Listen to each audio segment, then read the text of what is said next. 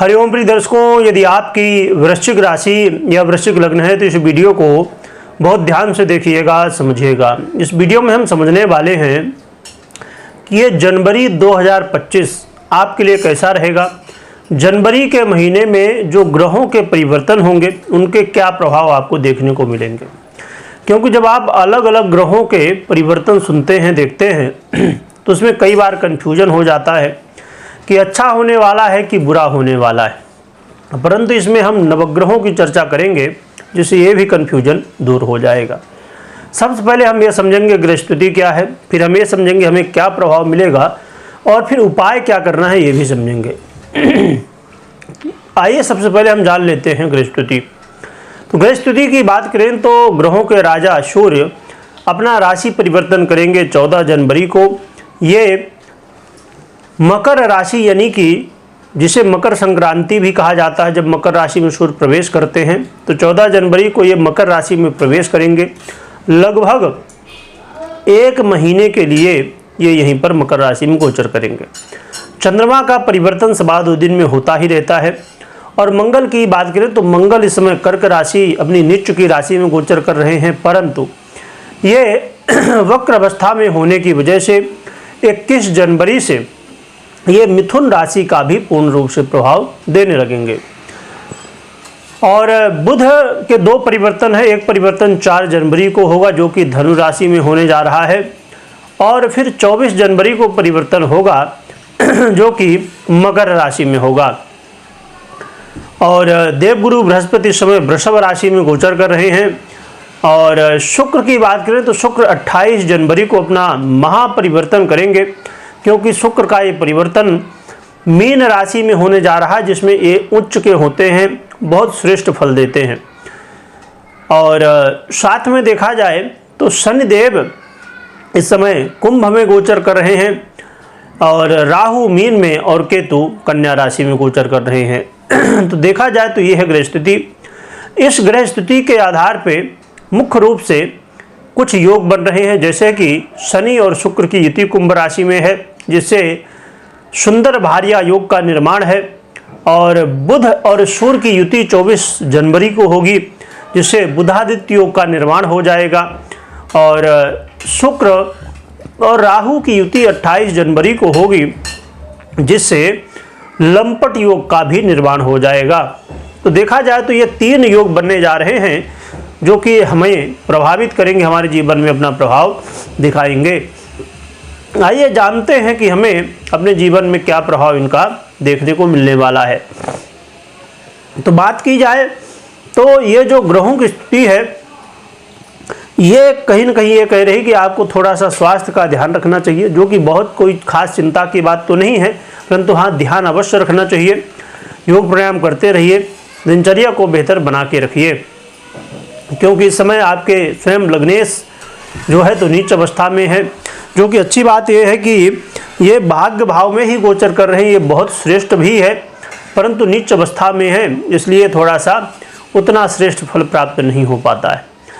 तो धैर्य ध्यान रखें अपने स्वास्थ्य का, और साथ में इस समय धैर्य रखें, क्योंकि धैर्य रखना इस समय बहुत ज़रूरी है। क्योंकि जब जब मंगल की स्थिति कहीं न कहीं पीड़ित होती है, कमज़ोर होती है, तो धैर्य विहीनता बढ़ जाती है। तो धैर्य रखना, कोई भी काम जल्दबाजी में ना करना, ये सब चीज़ों का ध्यान आपको रखना चाहिए। और हो सकता है कि कुछ कारणों की वजह से छोटी छोटी बातों में ही आपको गुस्सा आए, तो इससे भी आपको बचना होगा। देखा जाए तो जो लव पार्टनर है उनके लिए मिलीजुली स्थिति रहने वाली है। जो जैसा चल रहा था वैसा चलता रहेगा। ब्रेकअप था तो ब्रेकअप, और पैचअप था तो पैचअप, जैसी स्थिति थी वैसी स्थिति बनी रहेगी। विद्यार्थियों के लिए ये समय कहीं न कहीं एक ऐसा समय है जिस समय आप अपने जीवन में थोड़ा सा मेहनत करेंगे तो जो आपने पहले कर्म किया है उसका फल आपको मिलने वाला है, यानी कि पूर्व कर्मों का फल आपको मिलेगा, जिससे आप अपने विद्यार्थी जीवन में, स्टूडेंट को अपने जीवन में एक मान सम्मान और मेहनत का फल दिखेगा, जिससे अच्छे रिजल्ट भी आपको प्राप्त होंगे। इसके अलावा देखा जाए तो जो दाम्पत्य जीवन में है, मैरिज लाइफ में है, उनके लिए बहुत अच्छा समय है। दाम्पत्य जीवन में सुधार की स्थिति आएगी, पहले से बेहतर स्थितियाँ बनने वाली हैं। और आपके मैरिज लाइफ में वाद विवाद कलह का माहौल यदि बना हुआ था, उसमें अब जो है तो कमी देखने को मिलेगी। और जो अलगाव था उसमें अब यदि आप चाहते हैं कि अलगाव से अब पुनः मिलन हो तो ये संभव है। और इसके अलावा देखा जाए तो यहाँ पर जो व्यापारी हैं, व्यापारियों के लिए भी श्रेष्ठ स्थिति बनी हुई है। व्यापारियों को लाभ की स्थिति देखने को मिलेगी। और ख़ासकर जो लोग स्वदेश में व्यापार करते हैं उनके लिए और भी श्रेष्ठ समय रहने वाला है और लाभ की स्थिति देखने को मिलने वाली है। तो व्यापारियों के लिए और ख़ासकर उन लोगों के लिए भी ये समय काफ़ी अच्छा रहेगा जिनका व्यापार लॉन्ग टर्म वाला, क्योंकि व्यापार में भी कुछ ऐसे व्यापार होते हैं, जैसे अब समझ लीजिए कि कोई अभी सीजन आया हुआ है ठंडी का समय, तो कुछ लोग ठंडी के प्रोडक्ट कुछ समय के लिए बेचना शुरू कर देते हैं और बस उनका ठंडी का ही व्यापार है। कुछ लोगों का ऐसा होता है कि बरसात के समय कुछ चीज़ें जैसे छाता हो गया और भी ऐसी बहुत सारी चीज़ें, तो कुछ लोगों का सीजन बाय सीजन व्यापार होता है। परंतु जो लॉन्ग टर्म व्यापार में हैं, जो लगातार व्यापार को अपने कर रहे हैं, तो उन लोगों को विशेष रूप से बेनिफिट मिलने की संभावनाएं बढ़ जाएंगी। इसके अलावा जो लोग जॉब करते हैं, प्रोफेशन में हैं, देखा जाए तो उनके लिए ये समय कहीं ना कहीं बहुत श्रेष्ठ कहा जाएगा। और थोड़ा सा ये ज़रूर है कि आपको एनर्जी का अपने जो है तो मैनेजमेंट करना होगा, यानी कि जोश आए तो अच्छी बात है, परंतु जोश सही जगह इस्तेमाल हो, वो जोश का उपयोग सही जगह होना चाहिए। बाकी करियर में अच्छी स्थितियां हैं, करियर में लाभ मिलेगा।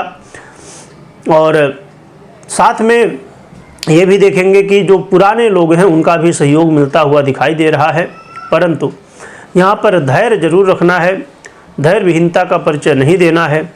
और यहाँ पर एक चीज़ ये है कि आप मेहनत खूब करिएगा, मेहनत, क्योंकि एनर्जी होगी तो समय को बर्बाद नहीं करना है, क्योंकि इसमें समय आपके लिए एक एक सेकंड बड़े महत्वपूर्ण होंगे। कब कौन सी चीज़ आपके हाथ में लग जाए कुछ कह नहीं सकते हैं। और एक चीज़ ये भी ध्यान में रखिएगा कि गुस्सा करने से बचिएगा, है ना। गुस्सा करना कई बार नुकसानदायक हो जाता है, और कई बार क्या हमेशा ही नुकसानदायक गुस्सा होता है, पर कभी कभी बेनिफिट भी देता है। कई जगह गुस्सा करना भी ज़रूरी होता है, पर मैक्सिमम जितना हो सके तो बचिएगा। तो देखा जाए तो ये जनवरी का महीना आपके लिए, वृश्चिक वालों के लिए कहा जाए कि मिली जुली स्थिति है। बहुत कोई बुरा नहीं है, बहुत कोई अच्छा नहीं है, परंतु यदि आप तैयार हैं, कर्मवादी हैं, तो आपके लिए बहुत ही श्रेष्ठ है। क्योंकि ये जो महीना है ये कह रहा है कि आप कर्म करो तो फल आपको मिलने वाला है। बस ज़रूरत है, वो वाली हाल है कि कुछ लोग कहते हैं कि भगवान कुछ करें तो हम भी करें, तो भगवान ये चाहते हैं कि भैया आप करो पहले तो हम फल दें आपको। तो बस ज़रूरत है कि आप आगे बढ़िए और कर्म करिए जिससे आपको फल प्राप्त हो सके। रही बात की उपाय क्या करना चाहिए जिससे हमें और भी श्रेष्ठ परिणाम देखने को मिले, तो उपाय के रूप में आप कोशिश करिए कि हनुमान जी की आराधना तो आप कर ही रहे हैं, बहुत अच्छी बात है। यदि कर रहे हैं, नहीं कर रहे हैं तो करिए। और सबसे ज़रूरी है कि नित्य प्रति कहीं आसपास मंदिर हो। यदि हनुमान जी की आराधना आप कर रहे हैं तो यदि मंदिर है कहीं आसपास तो कोशिश करिए हर दिन जाइए, दर्शन करिए, वहाँ हनुमान जी की सेवा करिए, आशीर्वाद लीजिए और हनुमान चालीसा का पाठ करिए। साथ में नित्य प्रति आप यदि संभव हो तो श्री सूक्त का पाठ करिए, या ना संभव हो तो कोई भी लक्ष्मी जी का मंत्र बनता हो उसका पाठ करिए। इससे और भी ज़्यादा सहयोग आपको मिलने वाला है। और कमेंट में जय माँ लक्ष्मी लिखिएगा। और एक महत्वपूर्ण बात ये कि कोई भी महत्वपूर्ण निर्णय लेने से पहले, छोटा हो बड़ा हो कैसा भी निर्णय हो, तो सबसे पहले आपको पर्सनल जन्म कुंडली देखना चाहिए, विश्लेषण करवाना चाहिए। क्योंकि यदि आप गोचर के आधार पर लेंगे निर्णय तो कई बार तो आपको सफलता मिलेगी, कई बार नहीं मिलेगी। जैसे आपने जो प्रभाव सुना है गोचर के आधार पे है, क्योंकि ये 50% ही प्रभाव देने में समर्थ होता है। 50% प्रभाव आपकी पर्सनल जन्म कुंडली देती है, इसलिए इस चीज़ को हमेशा ध्यान में रखनी चाहिए। वीडियो देखने के लिए बहुत बहुत धन्यवाद।